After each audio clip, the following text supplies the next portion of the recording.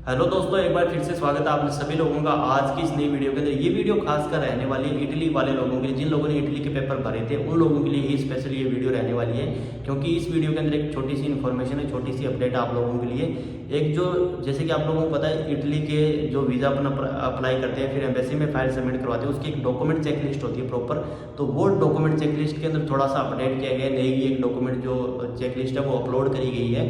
तो उसी को आपको बताता हूँ कि नई डॉक्यूमेंट चेकलिस्ट वो क्या है, उसमें पुराने डॉक्यूमेंट्स क्या थे, नए डॉक्यूमेंट्स आपको क्या लगाने पड़ेंगे ताकि जो आपका वीज़ा है वो रिजेक्ट ना हो। और एम्बेसी ने इस बार एक नए डॉक्यूमेंट की क्या रिक्वायरमेंट करी है वो भी आपको बताता हूँ। तो वो जो आपको लिस्ट है वो देख के ही समझ आएगा। इसके लिए मैं आपको वीएफएस की साइट पे लेके चलूँगा, वहाँ पे दिखाऊंगा।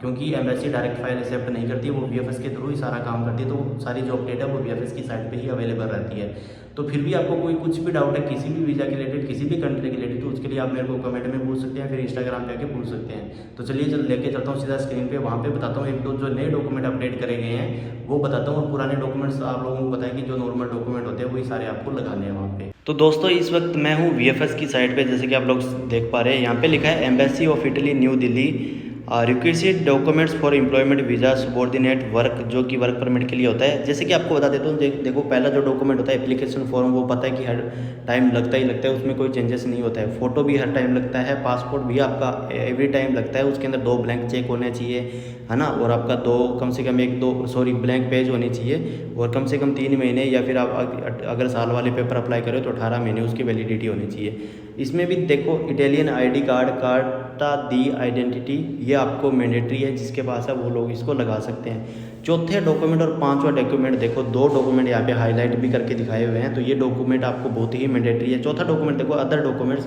Copy of the Cistec form filed by the employer and already submitted to the SUI through the ALI portal. तो जिन लोगों ने सीजनल पेपर भरे थे, 9 महीने वाले पेपर भरे थे, उन लोगों को ये ईमेल भी आ रही होगी। जिन लोगों ने फाइल सबमिट कराई उनको सी स्टैक फॉर्म की ईमेल आ रही होगी। और जो लोग फ्यूचर में करवाने वाले हैं उनको ये सी स्टैक फॉर्म जो है वो मैंडेटरी है। उसके लिए मैंने पीछे ही वीडियो डाली है, उसको जाके आप देख सकते हैं। सी स्टैक फॉर्म बेसिकली होता क्या है कि ये एक फॉर्म होता है, एप्लीकेशन फॉर्म। जब आपके पेपर क्लिक होते हैं ना, जैसे 25 मार्च को पेपर क्लिक हुए थे, उससे पहले आपका एक फॉर्म भरा जाता है, एप्लीकेशन फॉर्म। वो आपको जब आपको उसको एसयूआई साइट पे, अगर आप एएलआई पोर्टल पे जब आपका एजेंट जो है वो फॉर्म फिल करता है उस टाइम पे, या फिर पेपर क्लिक करता है, तो वो वहाँ पे एक फॉर्म जो होता है 6 से 7 पेज का, वो वहाँ पे अपलोड होता है। और उसकी पीडीएफ निकाल के वो आप लोगों को इस बार जो अपनी फाइल के साथ में लगाना है, वो बहुत ही मैंडेटरी। अगर नहीं लगाओगे तो आपकी फाइल है वो रिजेक्ट हो जाएगी या फिर एक्सेप्ट नहीं करी जाएगी। उसके बाद जो 5वां डॉक्यूमेंट है, कॉपी ऑफ द नुलावस्था। ये आपको पता है कि नुलावस्था हर टाइम चाहिए होता है। नुलावस्था के बिना आप फाइल ही सबमिट नहीं करवा सकते, क्योंकि ये मेन इंपॉर्टेंट होता है। इसका एक हिसाब से आप लगा सकते हो कि वर्क परमिट होता है आपका, या फिर बोल सकते हो कि वर्क स्पॉन्सर होता है आपका। वर्क ऑथराइजेशन यहाँ पे जैसे के लिए आ गया ना, वर्क ऑथराइजेशन इशूड फ्रॉम एसयूआई, यानी कि स्पोर्टेलो यूनिको पर इमिग्रेजाइन, है ना, यानी कि ये इमिग्रेशन होता है किस आपका, तो ये आप इसका लगा सकते हो। ये 2 डॉक्यूमेंट आपको बहुत ही मैंडेटरी है। नुलावस्था तो पहले भी मैंडेटरी था, और इस बार सी स्टैक फॉर्म है वो मैंडेटरी है।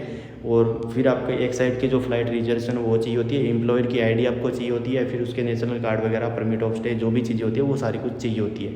8 नंबर पे जो डॉक्यूमेंट है वो आप देखो, medical insurance with A coverage of at least. जो मेडिकल इंश्योरेंस है वो आपको 30,000 यूरो का चाहिए होता है, और कम से कम उसकी वैलिडिटी 90 डेज आपकी होनी चाहिए। और बाकी इसके अलावा आप इसकी जो भी इन्फॉर्मेशन है वो देख सकते हो। बस 1-2 चीज़ें, ये 2-3 डॉक्यूमेंट मैंडेटरी है, जैसे सी स्टैक फॉर्म हो गया, और आपके जो ट्रैवल इंश्योरेंस है वो भी मैंडेटरी है। फिर एम्प्लॉयर के जो आईडी वगैरह वो मैंडेटरी है, और एम्प्लॉयर के जो भी आईडी डॉक्यूमेंट है आपको उनको अटेस्टेड करवा के फिर लगाना है। अटेस्टेड आपका जो एम्प्लॉयर है वो आपको करके भेजेगा वहाँ से, लोकल थाने से, कम्यूने से। उसके बाद वो आपको अपनी फाइल में सबमिट करवाने साथ में। तो ये एक छोटी सी अपडेट थी, नई डॉक्यूमेंट चेकलिस्ट ये है, इसके अंदर इतना सा चेंजेस किया गया है। तो आपको फिर भी कोई डाउट रह जाता है, कुछ समझ नहीं है, तो आप उसके लिए मेरे को इंस्टाग्राम पे आके पूछ लेना, या फिर कमेंट करके भी पूछ सकते हो। सो गाइज मिलते हैं नेक्स्ट वीडियो में। Till then take care, goodbye, जय हिंद।